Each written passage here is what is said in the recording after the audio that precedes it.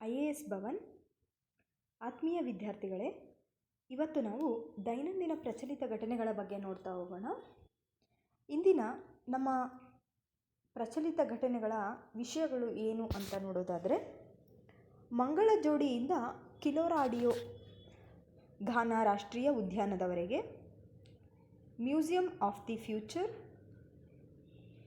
ಪಾಲಿಡ್ರೋಮ್, nutraceuticals, telecom regulatory authority of India, TRAI ಕಾಯ್ದೆ.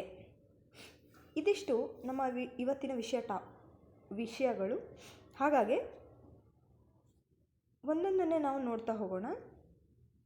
ಮೊದಲನೆಯದಾಗಿ ಇಂದಿನ ವಿಶೇಷವಾಗಿ ನಾವು ಭಾರತದಲ್ಲಿರುವ ಕೆಲವೊಂದು ರಾಷ್ಟ್ರೀಯ ಉದ್ಯಾನವನಗಳು, ನ್ಯಾಷನಲ್ ಪಾರ್ಕ್ ಬಗ್ಗೆ ಹೆಚ್ಚಿನದಾದಂತಹ ಮಾಹಿತಿಯನ್ನು ತಿಳ್ಕೊಳ್ತಾ ಹೋಗೋಣ. ನಿಮಗೆಲ್ಲರಿಗೂ ತಿಳಿದಿರೋ ಹಾಗೆ ಭಾರತದ ಅತ್ಯುತ್ತಮ ಪಕ್ಷಿ ವೀಕ್ಷಣೆಯ ತಾಣಗಳು ಪಕ್ಷಿ ವೀಕ್ಷಕರು ಮತ್ತು ಛಾಯಾಗ್ರಾಹಕರಿಗೆ ತಮ್ಮ ಮನರಂಜಿಸುವ ಅಭ್ಯಾಸಗಳು, ಹಾರಾಟದಲ್ಲಿ ಅವರು ತೋರುವ ಬಣ್ಣಗಳು ಬಹಳಷ್ಟು ಹಿಂದಿನಿಂದಲೂ ಆಕರ್ಷಕವಾಗಿ ಕಾಣಿಸ್ತಾ ಬರ್ತಿದೆ. ಹಾಗಾದರೆ ಇವತ್ತಿನ ನಮ್ಮ ಮೊದಲ ರಾಷ್ಟ್ರೀಯ ಉದ್ಯಾನವನದ ಬಗ್ಗೆ ನಾವು ನೋಡೋದಾದರೆ, ಕಿಯೋಲಾಡಿಯೋ ಘಾನ ರಾಷ್ಟ್ರೀಯ ಉದ್ಯಾನವನ, ರಾಜಸ್ಥಾನ. ಏನು ಈ ಘಾನ ರಾಷ್ಟ್ರೀಯ ಉದ್ಯಾನವನದ ವಿಶೇಷತೆ, ಇದು ಯಾವ ರಾಜ್ಯದಲ್ಲಿದೆ, ಇದ್ರ ಬಗ್ಗೆ ಹೆಚ್ಚಿನದಾಗಿ ತಿಳ್ಕೊತಾ ಹೋಗೋದಾದರೆ, ಮೊದಲನೇದಾಗಿ ಈ ಉದ್ಯಾನವನವು ಹಳೆಯ ಹೆಸರು ಭರತ್ಪುರ ಪಕ್ಷಿಧಾಮ ಅಂತಲೂ ಕರಿತಾ ಇದ್ರು. ಇದು ಹಾಗೆಯೇ ಇಲ್ಲಿ ಸುಮಾರು 370 ಜಾತಿಯ ಪಕ್ಷಿಗಳನ್ನು ಹೊಂದಿದೆ. ಕಿಯೋಲಾಡಿಯೋವನ್ನು 1985ರಲ್ಲಿ ಯುನೆಸ್ಕೋದ ವಿಶ್ವ ಪರಂಪರೆಯ ತಾಣವೆಂದು ಸಹ ಗುರುತಿಸಲಾಗಿದೆ. ಹಾಗೆಯೇ ಇಲ್ಲಿ ಕಂಡುಬರುವಂತಹ ಕೆಲವೊಂದು ಪಕ್ಷಿ ಸಂಕುಲದ ಬಗ್ಗೆ ನೋಡೋದಾದರೆ, ಭಾರತೀಯ courser, Siberian rubythroat, marsh harrier, Dalmatian pelican, Eurasian spoonbill ಹಾಗೆ ಇತರ ಪಕ್ಷಿಗಳು ಇಲ್ಲಿ ಕಂಡುಬರುತ್ತವೆ.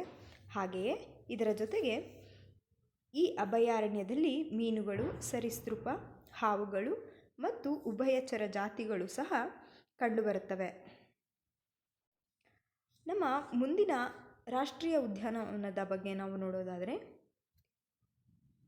ಈಗಲೆಸ್ಟ್ ವನ್ಯಜೀವಿ ಅಭಯಾರಣ್ಯ.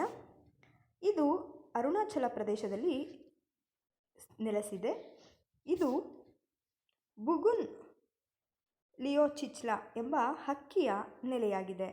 ಇಲ್ಲಿ ಕಂಡುಬರುವಂತಹ ಪ್ರಸಿದ್ಧ ಹಕ್ಕಿ ಅಂದರೆ ಬುಗುಲ್ ಲಿಯೋಚಿಚ್ಲಾ. ಹಾಗೆ ಇದು ಸ್ಥಳೀಯ ಬುಗುಲ್ ಬುಡಕಟ್ಟಿನ ಹೆಸರನ್ನು ಹೊಂದಿದೆ. ಇದು ಪಕ್ಷಿಗಳು ಈಗಲೆನೆಸ್ಟ್ ಅನ್ನು ಸೇರುತ್ತವೆ. ಹಾಗೆಯೇ ಈಗಲೆಸ್ಟ್ ವನ್ಯಜೀವಿ ಅಭಯಾರಣ್ಯವು ಪಕ್ಕೆ ಟೈಗರ್ ರಿಸರ್ವ್ ಮತ್ತು ಸೋನೈ ರೂಪೈ ವನ್ಯಜೀವಿ ಅಭಯಾರಣ್ಯದ ನಡುವೆ ಸ್ಯಾಂಡ್ವಿಚ್ ಆಗಿದೆ. ಹಾಗೆಯೇ ಅಭಯಾರಣ್ಯವನ್ನು ಪ್ರಮುಖ ಪಕ್ಷಿ ಪ್ರದೇಶ ಎಂದು ಸಹ ಗುರುತಿಸಲಾಗಿದೆ. ಇಲ್ಲಿ ಕಂಡುಬರುವ ಕೆಲವೊಂದು ಜಾತಿಯ ಪಕ್ಷಿಗಳನ್ನು ನೋಡೋದಾದರೆ, ಬ್ಲೈತ್ಸ್ ಟ್ರಾಪೊಗಾನ್, ಸ್ನೋ ಪ್ಲಾಟಿಡ್ಜ್, ವಾರ್ಡ್ ಟ್ರೋಗನ್, ಫೈರ್ ಟೈಲ್ಡ್, ವೈಜೋರ್ನಿಸ್ ಹಾಗೂ ಇತ್ಯಾದಿಯ ಸುಮಾರು 500 ಜಾತಿಯ ಪಕ್ಷಿ ಪ್ರಭೇದಗಳು ಇಲ್ಲಿ ಕಂಡುಬರುತ್ತವೆ. ನಂತರ ಮುಂದಿನ ರಾಷ್ಟ್ರೀಯ ಉದ್ಯಾನವನ ಮಂಗಳ ಜೋಡಿ ರಾಷ್ಟ್ರೀಯ ಉದ್ಯಾನವನ, ಒಡಿಸ್ಸಾ. ಚಿಲಿಕಾ ಸರೋವರದ ಈಶಾನ್ಯ ಗಡಿಯಲ್ಲಿ ಮಂಗಳ ಜೋಡಿಯ ಜೌಗು ಪ್ರದೇಶವಿದ್ದು, ಇಲ್ಲಿ ಸುಮಾರು 100 ಪಕ್ಷಿ ಪ್ರಭೇದಗಳ ಜೊತೆಗೆ ಅತ್ಯುತ್ತಮವಾದ ಕಥೆಯನ್ನು ಹೊಂದಿದೆ. ಇಲ್ಲಿ ಪಕ್ಷಿ ಬೇಟೆಗಾರರಾಗಿದ್ದಾಗ ಗ್ರಾಮಸ್ಥರು ಸಮುದಾಯ ಆಧಾರಿತ ಪರಿಸರೋದ್ಯಮ, ಪ್ರವಾಸೋದ್ಯಮ ಅನುಕರಣಾ ಕಾರ್ಯಕ್ರಮದಲ್ಲಿ ರಕ್ಷಕರಾಗಿ ಬದಲಾಗಿದ್ದಾರೆ. ಅಂದರೆ ಈ ರಾಷ್ಟ್ರೀಯ ಉದ್ಯಾನವನದಲ್ಲಿ ಮೊದಲು ಅಲ್ಲಿನ ಗ್ರಾಮಸ್ಥರು ಬೇಟೆಯನ್ನು ಆಡ್ತಾಯಿದ್ರು. ಆದರೆ ಪ್ರಸ್ತುತ ಆ ಗ್ರಾಮಸ್ಥರು ಬೇಟೆಯನ್ನು ನಿಲ್ಲಿಸಿ ಅಲ್ಲಿನ ಪರಿಸರವನ್ನು ರಕ್ಷಣೆ ಮಾಡೋದಕ್ಕೋಸ್ಕರ ರಕ್ಷಕರಾಗಿ ಬದಲಾಗಿದ್ದಾರೆ. ಇಲ್ಲಿ ತೆರೆದ ಕೊಕ್ಕರೆಗಳು, ಕಪ್ಪು ಬಾಲದ ಗಾಡ್ವಿಟ್, ಕಪ್ಪು ರೆಕ್ಕೆಯ ಸ್ಟಿಲ್ಡ್ಗಳು ಹಾಗೆ ಇನ್ನಿತರ ಪಕ್ಷಿಗಳು ಕಂಡುಬರುತ್ತವೆ. ಮುಂದಿನ ರಾಷ್ಟ್ರೀಯ ಉದ್ಯಾನವನ ತಟ್ಟೆಕಾಡ್ ಪಕ್ಷಿಧಾಮ. ಇದು ಕೇರಳ ರಾಜ್ಯದಲ್ಲಿದ್ದು, ಕೇರಳ ರಾಜ್ಯದ ರಾಜ್ಯ ಪ್ರವಾಸೋದ್ಯಮದ ವಾಕ್ಯವೆಂದರೆ ದೇವರ ಸ್ವಂತ ನಾಡು ಅಥವಾ ದೇಶದಲ್ಲಿ ಪಕ್ಷಿಗಳು ವರ್ಣರಂಜಿತವಾಗಿವೆ. ಇಲ್ಲಿ ತಟ್ಟೆಕಾಡ್ ಪಕ್ಷಿಧಾಮದಲ್ಲಿ Malabar parakeet, Sri Lanka frogmouth, Asian fairy bluebird, ಹಾಗೆಯೇ ಲೊಟೆನ್ಸ್ ಸನ್ಬರ್ಡ್ ಹಾಗೆ ಇತರ ಅನೇಕ ಪಕ್ಷಿಗಳಿದ್ದು ಸುಮಾರು 250ಕ್ಕೂ ಹೆಚ್ಚು ಜಾತಿಯ ಪಕ್ಷಿಗಳಿವೆ. ಹಾಗೆ ಮುಂದುವರೆದು ಬಿನ್ಸಾರ್ ವನ್ಯಜೀವಿ ಅಭಯಾರಣ್ಯ. ಬಿನ್ಸಾರ್ ವನ್ಯಜೀವಿ ಅಭಯಾರಣ್ಯ ಉತ್ತರಾಖಂಡ ರಾಜ್ಯದಲ್ಲಿದ್ದು ಇದು 200 ಜಾತಿಗೂ ಅಧಿಕ ಪಕ್ಷಿಗಳ ಅಭಯಾರಣ್ಯವಾಗಿದೆ. ಇಲ್ಲಿ ಹಿಮಾಲಯದಲ್ಲಿನ ನೈಸರ್ಗಿಕ ಓಕ್ ಅರಣ್ಯದ ಕೊನೆಯ ಉಳಿದಿರುವ ಪ್ಯಾಚ್ ಎಂದು ಕೂಡ ಇದನ್ನು ಕರೆಯಲಾಗುತ್ತದೆ. ಇಲ್ಲಿ ಕಂಡುಬರುವ ಕೆಲವು ಪಕ್ಷಿಗಳೆಂದರೆ ಮರಕುಟಿಕ, ಕಪ್ಪು ರಂಟ್, ಸಾಮಾನ್ಯ ಹುಹೋ, ಮರದ ಗೂಬೆ ಹಾಗೂ ಕೋಕ್ಲಾಸ್ ಪೆಸೆಂಟ್ ಇನ್ನಿತರ ಜಾತಿಯ ಪಕ್ಷಿಗಳು ಕಂಡುಬರುತ್ತವೆ. ನಮ್ಮ ಮುಂದಿನ ರಾಷ್ಟ್ರೀಯ ಉದ್ಯಾನವನ ಬಿಗ್ವಾನ್ ಪಕ್ಷಿಧಾಮ, ಮಹಾರಾಷ್ಟ್ರ. ಈ ಪಕ್ಷಿಧಾಮವು ಪುಣೆಯ ಉಜ್ಜಯಿನಿ ಅಣೆಕಟ್ಟಿನ ಹಿನ್ನೀರಿನಲ್ಲಿ ಕಂಡು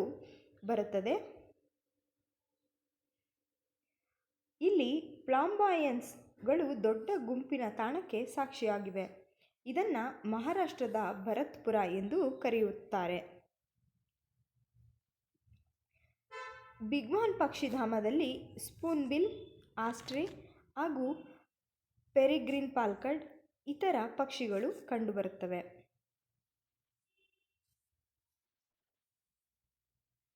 ಇವತ್ತಿನ ನಮ್ಮ ಮುಂದಿನ ವಿಷಯಕ್ಕೆ ಹೋಗೋದಾದರೆ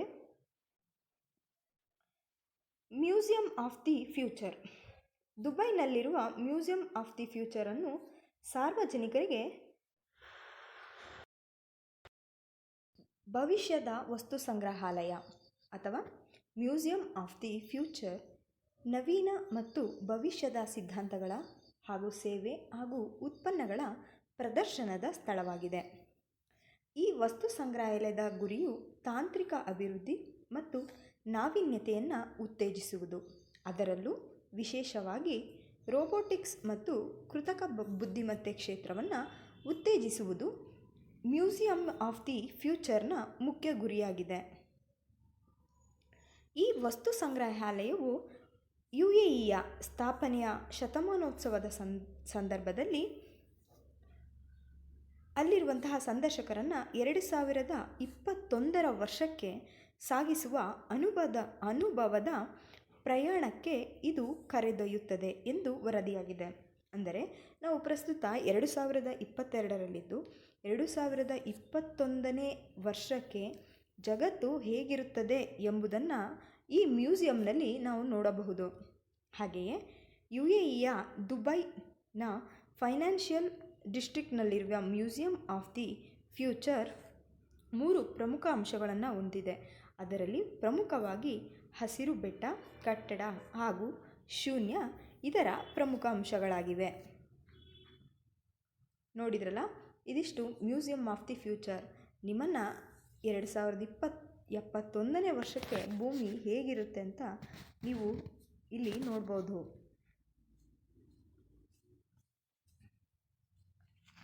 ಇವತ್ತಿನ ಮುಂದಿನ ವಿಷಯ ಪಾಲಿಂಡ್ರೋಮ್. ಪಾಲಿಂಡ್ರೋಮ್ ಎನ್ನುವುದು ಪದ, ಸಂಖ್ಯೆ ಅಥವಾ ಪದಗುಚ್ಛ ಅಥವಾ ಇತರ ಅನುಕ್ರಮ ಅಕ್ಷರಗಳಾಗಿದ್ದು ಇದು ಮೇಡಮ್ ಅಥವಾ ರೇಸ್ ಕಾರ್ನಂತಹ ಪದಗಳನ್ನು ಹಿಂದಕ್ಕೆ ಮುಂದಕ್ಕೆ ಓದುತ್ತದೆ. ಮಂಗಳವಾರ ಫೆಬ್ರವರಿ 22, 2022ರಂದು ಪಾಲಿಂಡ್ರೋಮ್ ದಿನವೆಂದು ಪರಿಗಣಿಸಲಾಗುತ್ತದೆ. ಪಾಲಿಂಡ್ರೋಮ್ ದಿನ ಎಂದು ಯಾವುದನ್ನು ಕರೆಯುತ್ತೇವೆ ಅಂದರೆ 2022 ಫೆಬ್ರವರಿ 22. ಹಾಗೆಯೇ ಇದನ್ನು ಕರೆಯೋದಕ್ಕೆ ಕಾರಣ ಪಾಲಿಂಡ್ರೋಮ್ನ ಹಿಂದಿಂದ ಮುಂದಕ್ಕೆ ಓದುತ್ತದೆ ಅಂತ ನೋಡಿದ್ವಲ್ಲ, ಇದು ಹೀಗೆ 22 2ನೇ ತಿಂಗಳು 2022, ಅದೇ ರೀತಿ 22 2ನೇ ತಿಂಗಳು 2022 ಈ ರೀತಿ ಬಳಸಿ ನಾವು ಓದಬಹುದು ಪಾಲಿಂಡ್ರೋಮ್. ಮುಂದಿನ ವಿಷಯ ನ್ಯೂಟ್ರಾಸ್ಯೂಟಿಕಲ್ಸ್. ಪ್ರಮಾಣಿತ ಮತ್ತು ಕೈಗೆಟುಕುವ ಜನರಿಕ್ ಔಷಧಗಳನ್ನು ಒದಗಿಸುವಂತಹ ಗುರಿಯನ್ನು ಭಾರತೀಯ ಜನೌಷಧಿ ಪರಿಯೋಜನಾ ಕೇಂದ್ರಗಳು ತಮ್ಮ ಗ್ರಾಹಕರಿಗೆ ಪ್ರೋಟೀನ್ ಪೌಡರ್, ಬಾರ್, ಮಾಲ್ಟ್ ಆಧಾರಿತ ಆಹಾರ ಪೂರಕಗಳನ್ನು ಹಾಗೆಯೇ ಇಮ್ಯುನಿಟಿ ಬಾರ್ ಸೇರಿದಂತೆ ನ್ಯೂಟ್ರಾಕುಲನ್ ಉತ್ಪನ್ನಗಳನ್ನು ಸೇರಿಸಿದೆ. ನಿಮಗೆಲ್ಲ ತಿಳಿದಿರ್ಬೋದು, ಭಾರತದಲ್ಲಿ ಔಷಧಿಗಳು ಪ್ರತಿಯೊಬ್ಬರಿಗೂ ದೊರಕಲಿ ಅಂತ ಭಾರತದ ಕೇಂದ್ರ ಸರ್ಕಾರವು ಭಾರತೀಯ ಜನೌಷಧಿ ಕೇಂದ್ರವನ್ನು ತೆರೆದಿದೆ. ಈ ಮೂಲಕ ಜನೌಷಧಿ ಕೇಂದ್ರದಲ್ಲಿ ಬರೀ ಫಾರ್ಮಾಸ್ಯೂಟಿಕಲ್ ಉತ್ಪನ್ನಗಳನ್ನು ಮಾತ್ರವಲ್ಲದೆ ನ್ಯೂಟ್ರಾಕುಲಸ್ಗೂ ಇಲ್ಲಿ ಪ್ರಾಮುಖ್ಯತೆಯನ್ನು ನೀಡಲಾಗ್ತಾ ಇದೆ. ಇದ್ರ ಬಗ್ಗೆ ಹೆಚ್ಚಿನದಾಗಿ ನಾವು ನೋಡೋದಾದರೆ ನ್ಯೂಟ್ರಾಸ್ಯೂಟಿಕಲ್ಸ್ ಉತ್ಪನ್ನಗಳಾಗಿವೆ. ಇವು ಪೌಷ್ಟಿಕಾಂಶದ ಹೊರತಾಗಿ ಔಷಧವಾಗಿಯೂ ಬಳಸಲಾಗುತ್ತದೆ. ನ್ಯೂಟ್ರಾಸ್ಯೂಟಿಕಲ್ಸ್ ಉತ್ಪನ್ನವನ್ನು ಒಂದು ವಸ್ತು ಒಂದು ಶಾರೀರಿಕ ಪ್ರಯೋಜನವನ್ನು ಹೊಂದಿದೆ ಹಾಗೂ ಈ ನ್ಯೂಟ್ರಾಸ್ಯೂಟಿಕಲ್ಸ್ ದೀರ್ಘವಾದ ಕಾಯಿಲೆಯ ವಿರುದ್ಧ ರಕ್ಷಣೆಯನ್ನು ನೀಡುತ್ತದೆ. ಪ್ರಧಾನ ಮಂತ್ರಿ ಜನೌಷಧಿ ಕೇಂದ್ರದಲ್ಲಿ ಭಾರತದಲ್ಲಿ ಭಾರತೀಯ ಜನೌಷಧಿ ಪರಿಯೋಜನಾ ಕೇಂದ್ರಗಳು ಸುಮಾರು 8,675 ಇದ್ದು, ಇವುಗಳಿಗೆ ಗುರುಗ್ರಾಮ್, ಚೆನ್ನೈ ಹಾಗೂ ಗುವಾಹಟಿಯ 3 IT ಶಕ್ತಿಗೊಂಡ ಗೋದಾಮುಗಳೊಂದಿಗೆ ದೇಶಾದ್ಯಂತ ಎಲ್ಲ ಜಿಲ್ಲೆಗಳಿಗೆ ಫಾರ್ಮಾಸ್ಯೂಟಿಕಲ್ ವಸ್ತುಗಳನ್ನು ಪೂರೈಸಲಾಗುತ್ತದೆ. ಹಾಗೆಯೇ ಇನ್ನೊಂದು ಸೂರತ್ನಲ್ಲಿ ಕಾರ್ಯಾಚರಣೆ ಪ್ರಾರಂಭಿಸಲು ಸಿದ್ಧವಾಗಿದೆ. ಫಾರ್ಮಾಸ್ಯೂಟಿಕಲ್ಸ್ ಇಲಾಖೆಯು ಅನುಷ್ಠಾನಗೊಳಿಸಿರುವ PMBJP ಅಡಿಯಲ್ಲಿ ಈ ಔಷಧಿಯ ಅಗ್ರ 3 ಬ್ರ್ಯಾಂಡ್ಗಳ ಸರಾಸರಿ ಬೆಲೆಯ ಗರಿಷ್ಠ 50% ತತ್ವದ ಮೇಲೆ ಔಷಧಿಯ ಬೆಲೆಯನ್ನು ನಿಗದಿಪಡಿಸಲಾಗುತ್ತದೆ. ಇದರಿಂದ ಜನೌಷಧಿ ಔಷಧಿಗಳ ಬೆಲೆಯು 50% ಮತ್ತು ಕೆಲವು ಸಂದರ್ಭದಲ್ಲಿ ಬ್ರ್ಯಾಂಡ್ ಔಷಧಿಗಳ ಮಾರುಕಟ್ಟೆಯ ಬೆಲೆಯು 80% 90% ವರೆಗೆ ಅಗ್ಗವಾಗಿರುತ್ತವೆ. ಹಾಗೆ ಭಾರತದಲ್ಲಿ ಫಾರ್ಮಾಸ್ಯೂಟಿಕಲ್ಸ್ ಇಲಾಖೆಯ ಅಡಿಯಲ್ಲಿ ರಾಷ್ಟ್ರೀಯ ಜನೌಷಧಿ ಬೆಲೆ ಪ್ರಾಧಿಕಾರವು ಎಲ್ಲ ಔಷಧಿಗಳ ಬೆಲೆಗಳನ್ನು ನಿಯಂತ್ರಣ ಮಾಡುತ್ತದೆ. ಇದು ಔಷಧಿಗಳ ಬೆಲೆ ನಿಯಂತ್ರಣದ ಆದೇಶ 2013ರ ಮೊದಲ ವೇಳಾಪಟ್ಟಿಯ ನಿರ್ದಿಷ್ಟಪಡಿಸಿದ ನಿಗದಿತ ಔಷಧಿಗಳ ಸೀಲಿಂಗ್ ಬೆಲೆಯನ್ನು ನಿಗದಿಪಡಿಸುತ್ತದೆ. ನಿಗದಿತವಲ್ಲದ ಔಷಧಿಗಳ ಸಂದರ್ಭದಲ್ಲಿ ತಯಾರಕರು ಔಷಧದ ಗರಿಷ್ಠ ಚಿಲ್ಲರೆ ಬೆಲೆಯನ್ನು ನಿಗದಿಪಡಿಸಲು ಮುಕ್ತರಾಗಿರುತ್ತಾರೆ.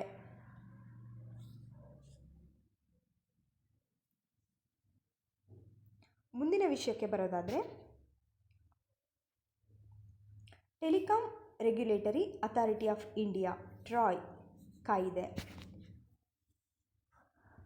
ಟೆಲಿಕಾಂ ವಿವಾದಗಳ ಇತ್ಯರ್ಥ ಮತ್ತು ಮೇಲ್ಮನವಿ ನ್ಯಾಯಮಂಡಳಿ 25 ವರ್ಷಗಳ ಟೆಲಿಕಾಂ ನಿಯಂತ್ರಣ ಪ್ರಾಧಿಕಾರ ಟ್ರಾಯ್ ಕಾಯಿದೆಯ ಕುರಿತು ಸೆಮಿನಾರ್ ಅನ್ನು ಆಯೋಜಿಸಿದೆ.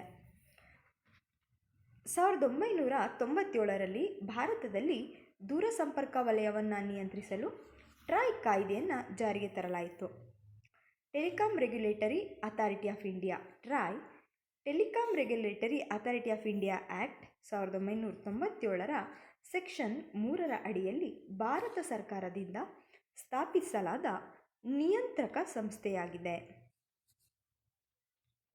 ಹಾಗೆಯೇ ಇದು ಭಾರತದಲ್ಲಿ ದೂರಸಂಪರ್ಕ ವಲಯದ ನಿಯಂತ್ರವಾಗಿದೆ. ಇದು ಅಧ್ಯಕ್ಷರನ್ನು ಒಳಗೊಂಡಿರುತ್ತದೆ ಹಾಗೂ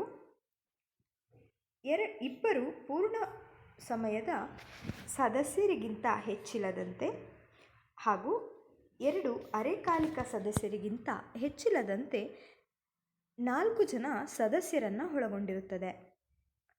ಈ ಕಾಯ್ದೆಯು ಟೆಲಿಕಾಂ ವಲಯದ ಮಧ್ಯಸ್ಥಗಾರರ ನಡುವಿನ ವಿವಾದ ಪರಿಹಾರದ ಕಾರ್ಯವಿಧಾನವನ್ನು ಸಹ ಒದಗಿಸಿದೆ.